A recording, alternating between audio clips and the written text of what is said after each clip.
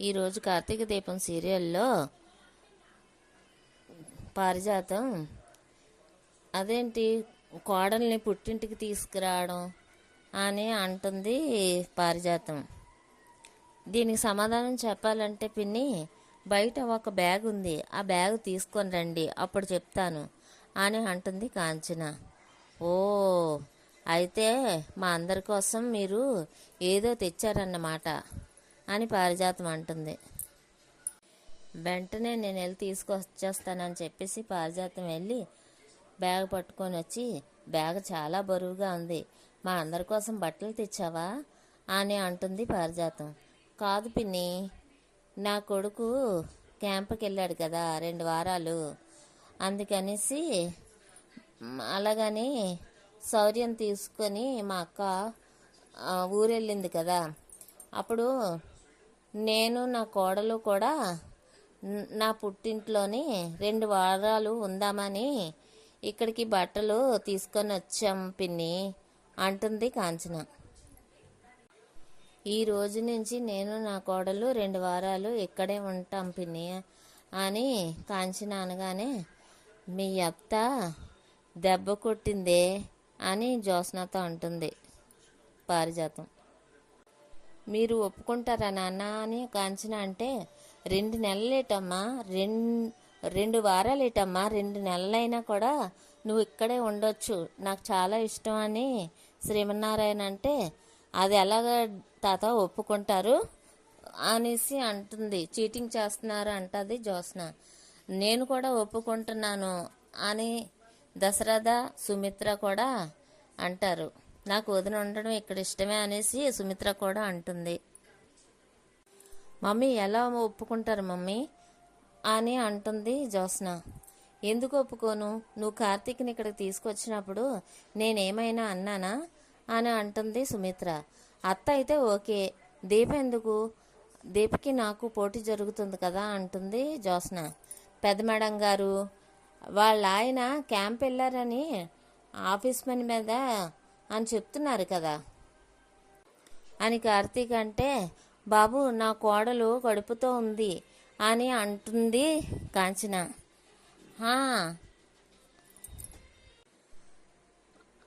బాబు నీకు ఫ్యామిలీ లేదా అని అడుగుతుంది కాంచన.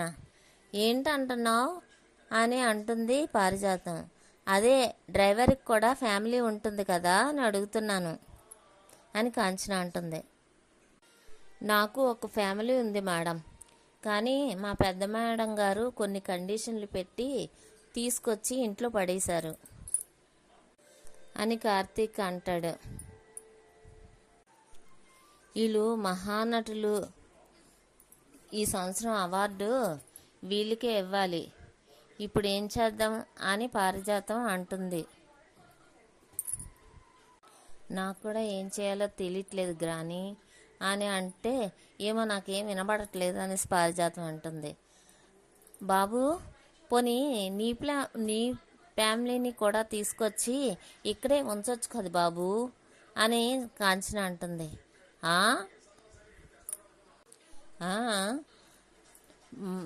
నేను నా పెద్ద మేడం కండిషన్లు పెట్టారంటే ఆ కండిషన్ని దాటను కదా అని కార్తీక్ అంటే, పారిజాతం నువ్వు దాటవరా, దూకుతావు అని అంటుంది పారిజాతం.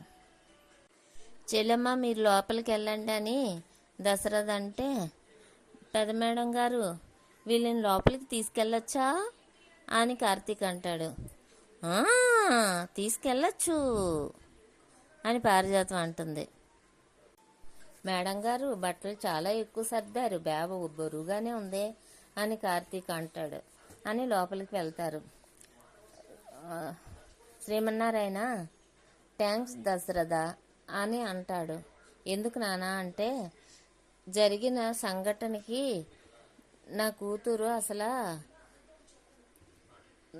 నా కూతురికి మొహం నేను చూపించుకోలేను అనుకున్నాను, కానీ ఇప్పుడు ఎంతో సంతోషంగా ఉంది. ఆ కార్తీక్ గాడు ఇచ్చిన సలహా చాలా బాగా పనిచేసింది అంటాడు. అవును నాన్న అంటాడు దశరథ. ఎవరికి ఎలా చెప్పాలో వాడికి బాగా తెలుసు నాన్న అంటాడు దశరథ. అక్కడ జ్యోత్స్న ఏంటి ఇలా జరిగింది అని అంటుంది. జ్యోత్స్న తగలాడు అని అంటుంది పారిజాతం. నీకు అదృష్టం లేదు కాబట్టి నాకు అదృష్టం లేదు, నీకు అదృష్టం ఉండుంటే నాకు అదృష్టం ఉండేదని చెప్పేసి జ్యోత్స్న అంటుంది. జ్యోత్స్న అని గట్టిగా పారిజాతం అరుస్తుంది. మనలో మనం పోట్లాడుకోవడమేనా, చేసేది ఏమైనా ఉందా అని పారిజాతం అంటుంది. తప్పు ఎక్కడ జరిగిందో అర్థం కాలేదు, సిక్స్ల మీద సిక్స్లు కొడుతున్నారు అని జ్యోత్స్న అంటుంది. అమ్మా, తప్పు తమరిది కాదు అమ్మా విలన్ గారు, తప్పు నీ దగ్గరే జరిగిందమ్మా అని అంటుంది పారిజాతం. నేనేం చేశాను మధ్యలోని అంటుంది జ్యోత్స్న. నువ్వు నీ మేనత్త దగ్గరికి వెళ్ళి రెచ్చగొడ్డావు. ఇప్పుడు నేను దీపని అర్జెంటుగా తగిలియాలి, ఏం చేయాలో చెప్పుకురా అని అంటుంది జ్యోత్స్న. దీప ఎవరు అని అడుగుతుంది. దీప ఇంకెవరు, కార్తీక్ గాడి భార్య అంటుంది జ్యోత్స్న. నువ్వు కూడా అత్తలాగా మాట్లాడకు అని జ్యోత్స్న అంటే, ఇంతకు మించి మనం ఇంకేమీ చేయలేము అని పారిజాతం అంటుంది. అది ఇంట్లో ఉంటే నేను ఓడిపోతాను గ్రాని అని జ్యోత్స్న అంటుంది. ఆఫీసు నుంచి తరిమేవే అని అంటుంది పారిజాతం. ఇంట్లోనే ఏం చేయలేనప్పుడు ఆఫీసులో ఏం చేస్తాం అంటుంది జ్యోత్స్న. నువ్వు మొసలి, నేను నీళ్లు, మనిద్దరం కలిస్తే ఎవరైనా ఓడిపోవాల్సిందే. దీప ఉత్తమ భార్య, దానికి తోడు ఆ కార్తీక్ గాడు ఉత్తమ భర్త. వాళ్ళిద్దరూ కలిస్తే ఉత్తమ విలను డమ్మినే అని పారిజాతం అంటుంది. నన్ను తక్కువ అంచనా వేయకు, దీపని ఆఫీసులో ఎక్కువ రోజులు నేను అని జ్యోత్స్న అంటుంది. నువ్వు ఆఫీసులో చూసుకో, నేను ఇంట్లో చూసుకుంటాను అని పారిజాతం అంటుంది. బావ కావాలనే ఇవన్నీ చేస్తున్నాడని జ్యోత్స్న అంటే, చెయ్యిని, వాడు పద్ధతిగా చేస్తాడు, మనం పద్ధతి లేకుండా ఏం చేయాలో ఆలోచిద్దాం. నీతో నేను ఎక్కువసేపు ఉంటే కార్తీక్ గాడికి అనుమానం వస్తుంది, పద అని పారిజాతం అంటుంది. అన్నయ్య, నేను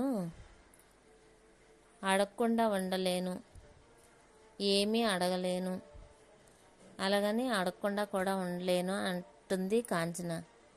ఏంటమ్మా అది అని అంటాడు దశరథ. అదే దక్షిణామూర్తి గురించి. కార్తీక్ గాడు మీ మధ్య గొడవ జరిగిందనేసి దక్షిణామూర్తి వచ్చాడని చెప్పాడు అని అంటుంది కాంచన.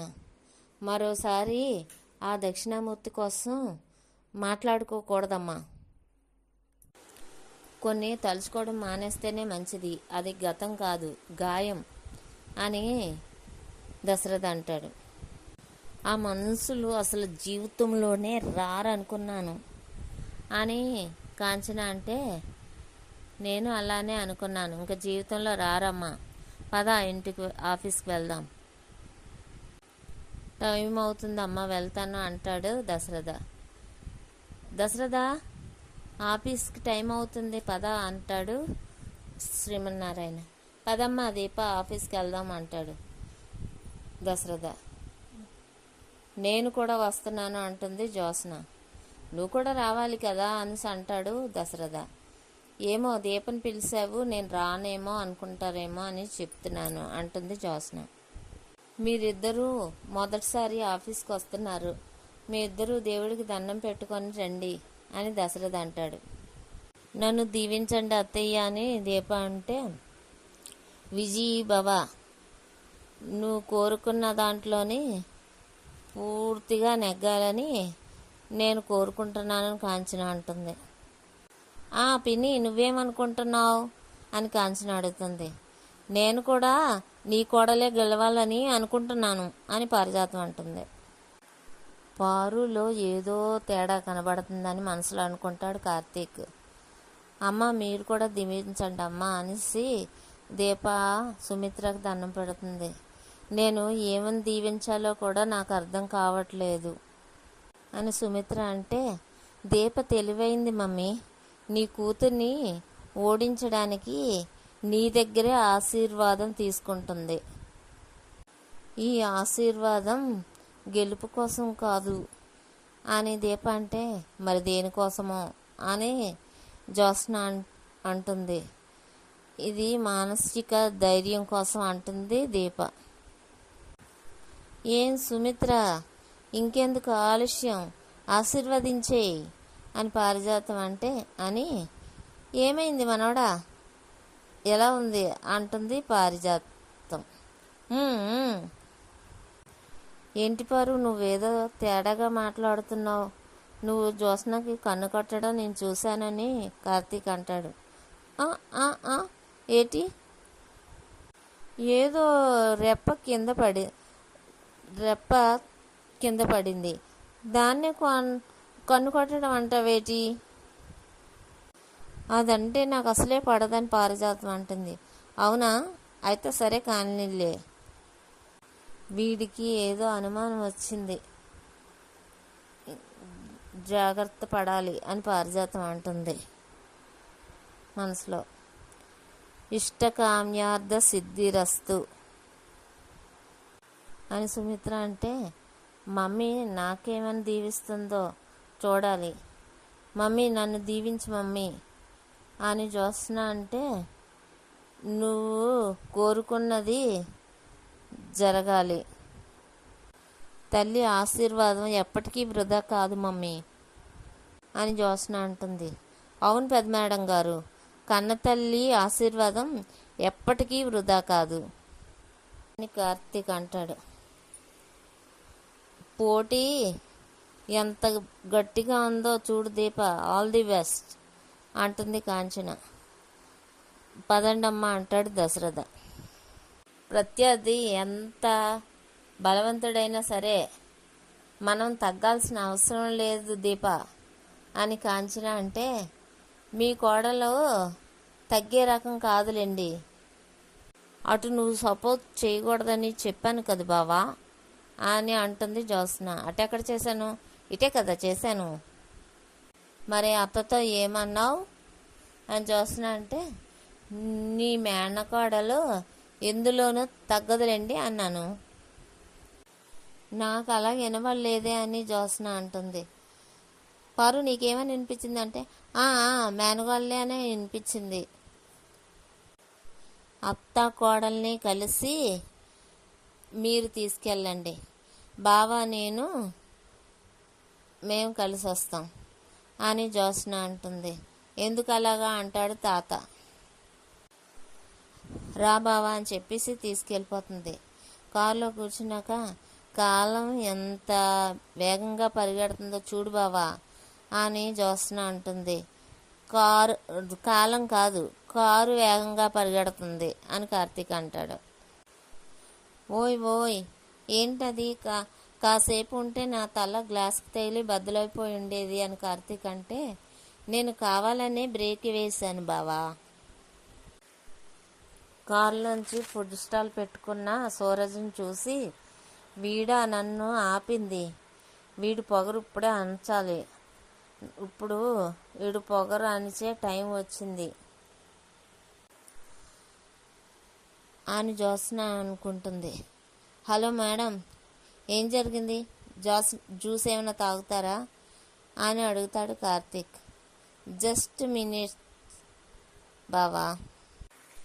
ఏంటి దీప, ఏంటి జ్యోత్స్న కారు ఆపవు, ఏంటి ఏదైనా టైం ఉందా, ఏదైనా న్యూసెన్స్ చేస్తున్నావా అనేసి అంటాడు కార్తీక్.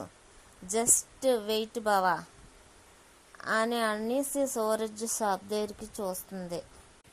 ఇప్పుడు కొత్త స్టోరీ చూదుగానే అంటుంది జ్యోత్స్న.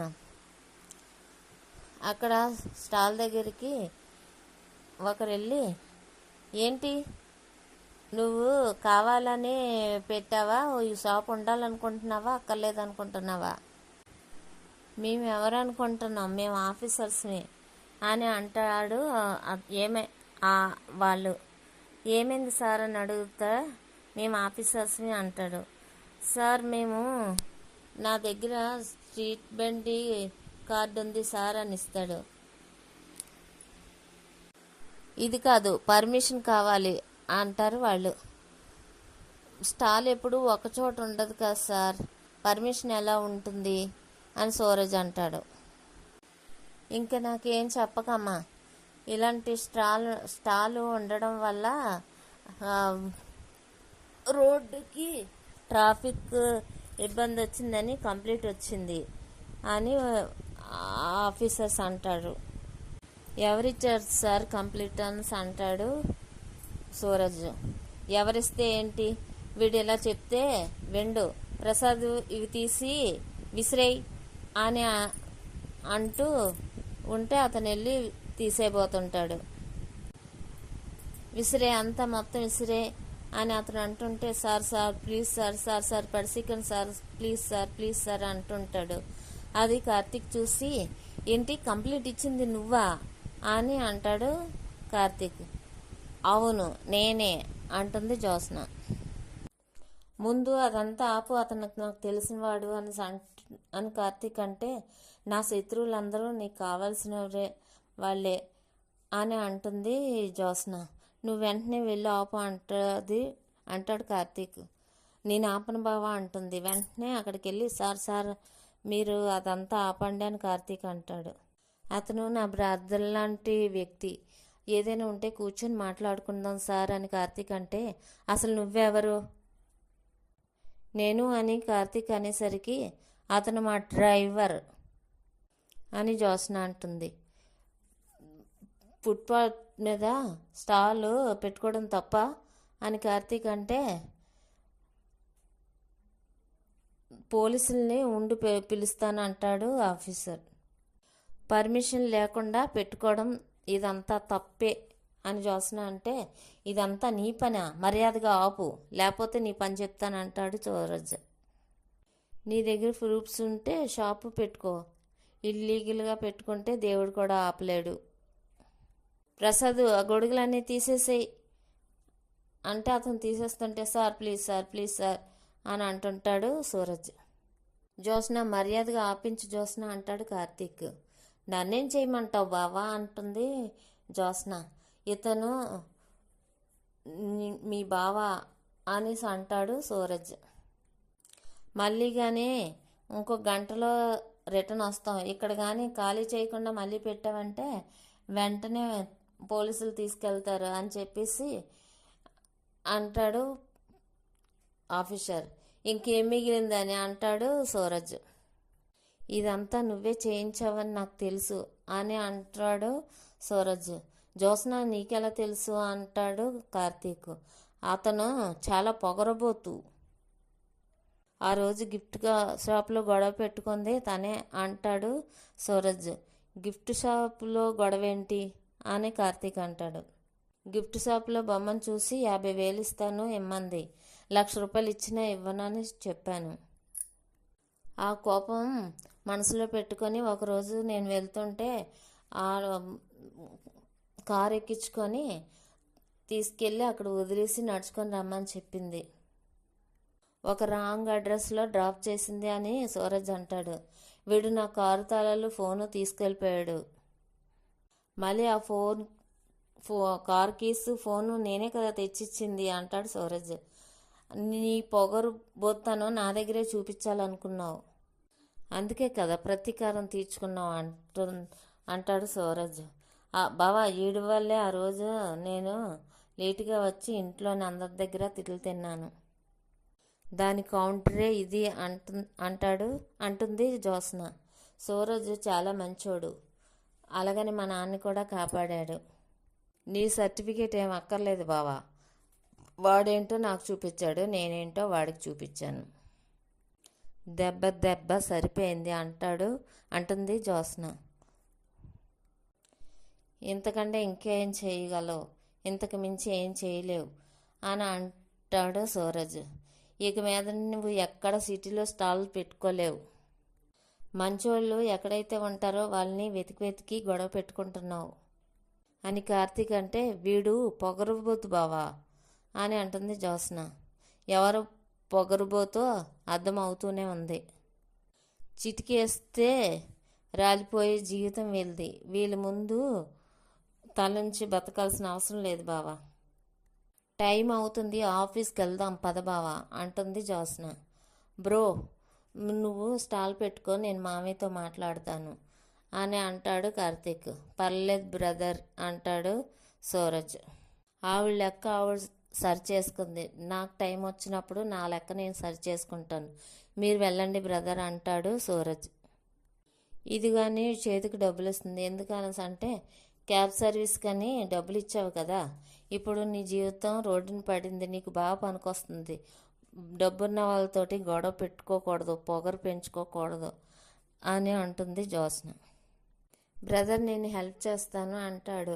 పడిపోయినవన్నీ సామాన్లు తీయబోతుంటే, వద్దు బ్రదర్ మీరు వెళ్ళండి అని అంటాడు సూరజ్. బావా టైం అవుతుంది, బేరా వస్తావా లేదా అంటుంది జ్యోత్స్న. మీరు వెళ్ళండి బ్రదర్ నేను చూసుకుంటాను అని అతని దగ్గర హెల్పర్ని ఎత్తమని చెప్తాడు సూరజ్. జ్యోత్స్న నువ్వు ఇప్పుడు నీ ప్రవర్తన సరి చేసుకుంటావా లేదా అని అంటాడు ఈ కార్తీక్. ఈరోజు ఎపిసోడ్ ఇంతటితో ముగుస్తుంది.